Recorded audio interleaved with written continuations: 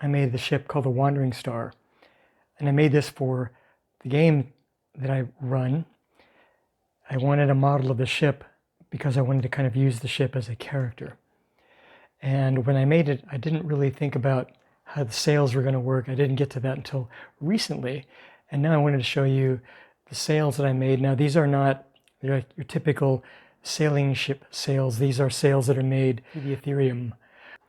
And the sails, I made them so that I could reposition them in the open or folded position. And that's how they can be put on the ship.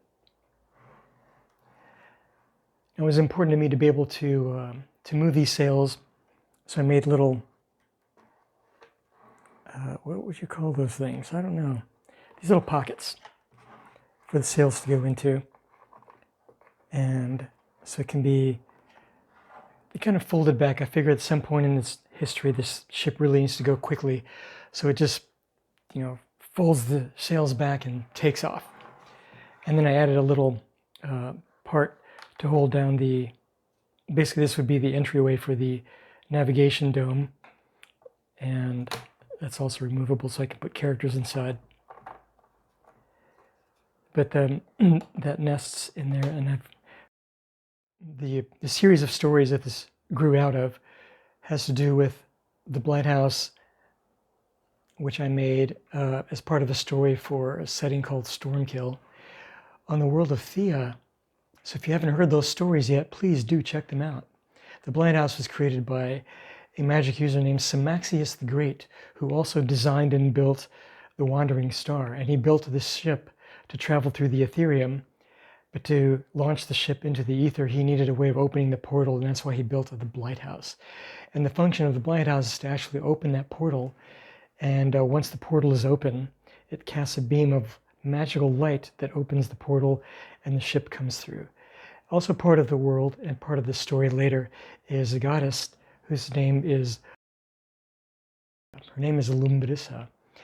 Originally she was named Umbra, but the word Umbra is being just overused for everything nowadays, and it was kind of irritating me. So I figured I would come up with a different name for her that is uniquely hers.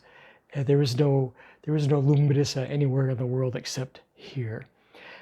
Now, after I'd completed all these projects, it was a little bit like I was a little bit annoyed that the Wandering Star was so huge, because it's not exactly that scale to the Blighthouse. The Blighthouse is enormous. It's actually a 1/160 scale project.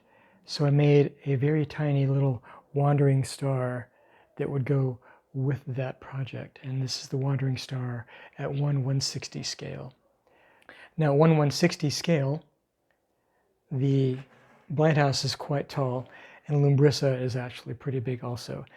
Lumbrissa, because we would consider her a deity on this world, but she's not actually worshipped as a god on her world. She's simply one of the many beings that lives there. She can also change her size, and she can even change the number of arms that she has. She doesn't wear cool busy bee socks like I do, because I'm always busy, that's why I wear these. And she can appear as a normal-sized being or an enormous goddess, as she pleases. And that's the story thus far. And so all of these three figures, they relate, they go together. Samaxius the Great, builder of the Blighthouse and the Wandering Star. And just by way of demonstration, I don't know if you can see that. The Wandering Star has a little navigation dome. I found a marble in a fountain, and I put that marble in there.